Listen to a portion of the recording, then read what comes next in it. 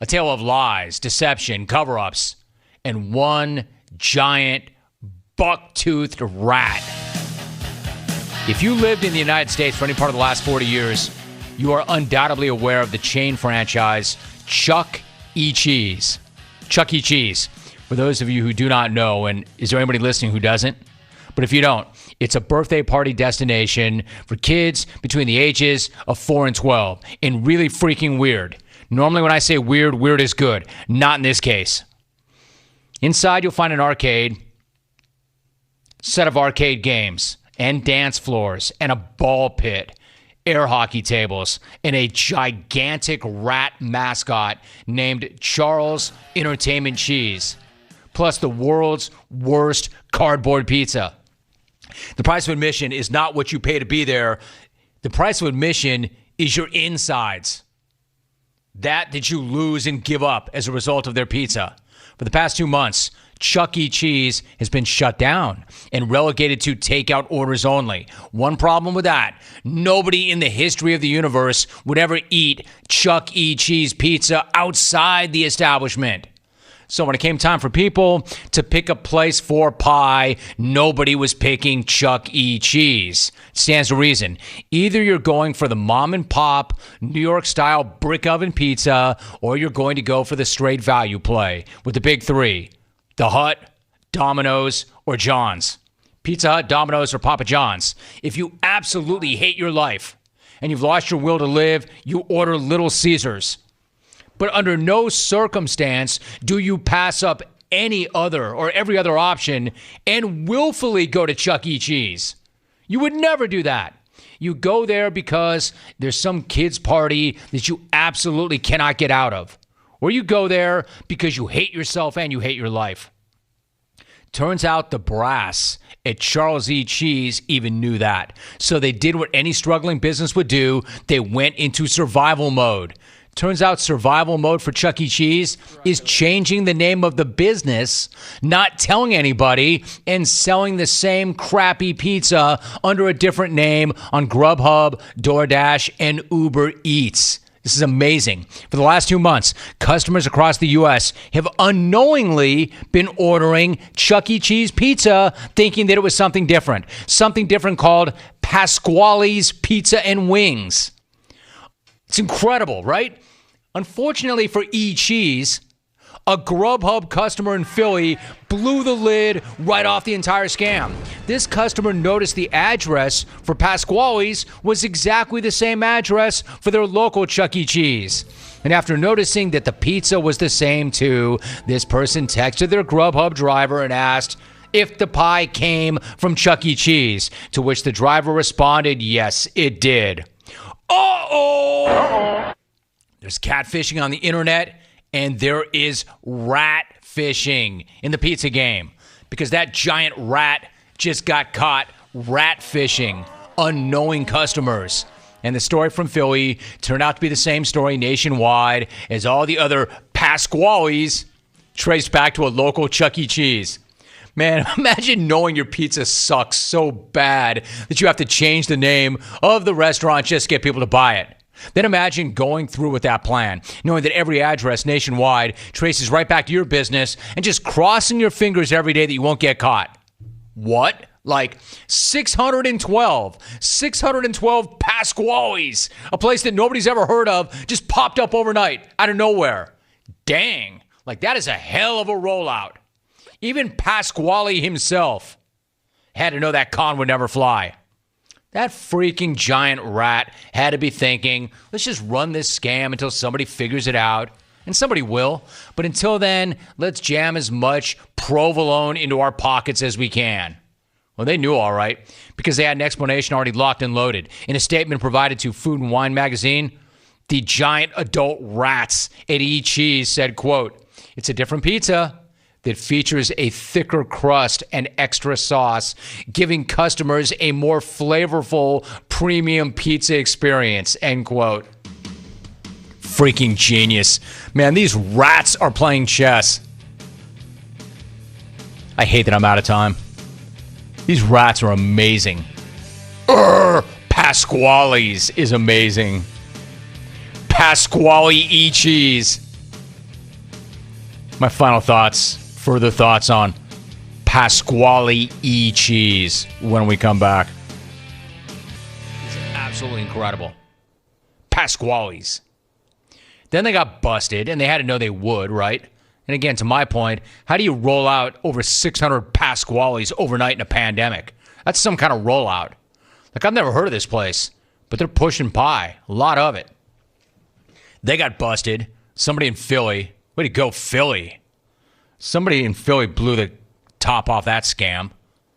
And then in a statement provided once again to Food and Wine magazine, the giant adult rats at Pasqually cheese said, quote, "It's a different pizza." This is incredible. This is how they're justifying what they did. They changed the name of the company and didn't tell anybody, but are justifying it by saying, quote, "It's a different pizza. It features a thicker crust and extra sauce, giving customers a more flavorful premium pizza experience." What, more flavorful and premium than slapping some pizza sauce on a cardboard box and pawning that off as pie? Genius.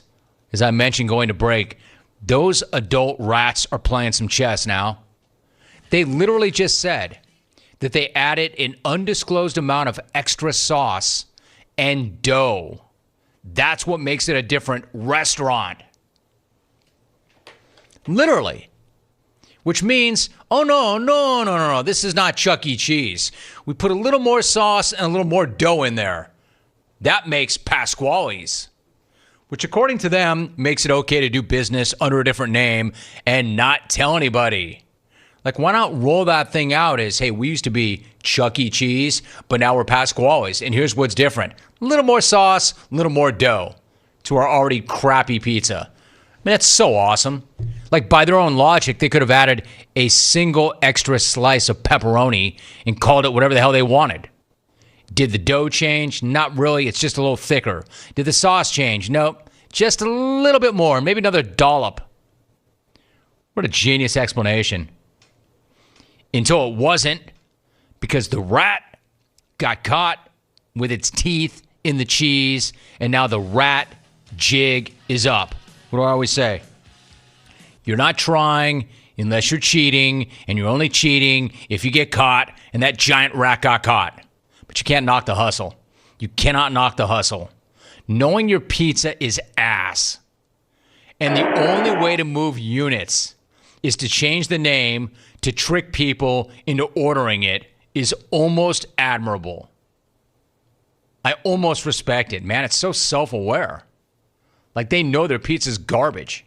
Garbage! Next time, though, you want to see that thing through. Maybe you do play some chess next time. Maybe you change the address. Maybe throw a fake suite number on it or something. Maybe a P.O. box. Anything, something. Maybe you run that thing out of something overseas so they can't track it back. Because when all the digital breadcrumbs lead right back to the rat, you're going to get smoked out and you're going to get exterminated. And that's exactly what happened yesterday to the giant rat, Charles Entertainment Cheese. Way to earn that middle name, though, Chuck. I will see you in that disgusting, filthy ball pit when this whole thing is over. The more I think about it, the more I respect it. Pasqually's wings? You know how good that story is? That story is so good that it turned one of the worst contributors on this show into somebody who got off something funny. Like, I read this, I previewed it, and it made me laugh. If not out loud. Laugh out loud. And then I laughed again. And then I saw who sent it, and I tried to make myself stop laughing because this guy's anything but funny. This guy never sends anything funny. But this made me laugh. So I got to give him credit. And I give the story more credit than the guy. But I'm going to read this as it was sent to me. Tell me it's funny, and then tell me you can't believe who sent it. I'll put it to you another way. If I were to say to you, somebody sent me something and it's not funny at all, who would you say sent it? I would imagine most of you would get this guy within the first 3 guesses. Romy. Okay, and just one more precursor, one preview. I'm going to read it as it's written. Normally, I don't go to this place. Romy. Jesus Christ. It's Chucky. It's Chuck E. Cheese. Jesus Christ. It's Jason Bourne. Romy. Jesus Christ. It's Chuck E. Cheese. Regards everyone after their first bite of Pasqually's pizza. That's funny. Like, I don't like the use of JC's name in vain, but that's funny. Playing off the famous soundbite from Jason Bourne. Jesus Christ. It's Jason Bourne. Signed everybody after their first bite of Pasqually's pizza. Jesus Christ, it's Chuck E. Cheese. Signed Geoff. Geoff, you did it. It took 5,000 reps, but you finally did something funny. I did it! I'm still laughing. That was a funny email. Geoff. You know what? Geoff in Lincoln. You earned it for the time being. Mike D for 3. Sometimes you have to change your name to come off as less dangerous. Thanks. Meta World Peace. Yeah, I don't think that's why he went with the name change. D into LG tweets, "Get off of me." Signed Chuck E. Cheese. Get off of me. Brian Colvin tweets, "Hello? Thanks for calling Chuck. I mean Pasqually's. Can I take your order?"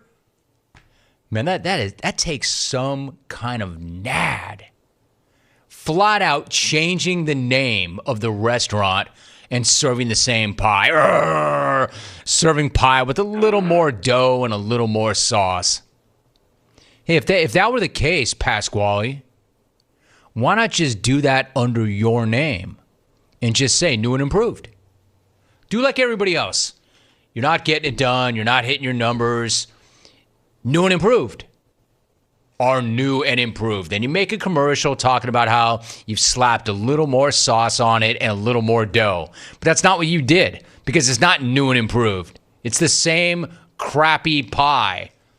And you try to get people to buy it because you knew they wouldn't if they knew who it was from. That's why you went with Pasqually's wings. A truly amazing Rona story.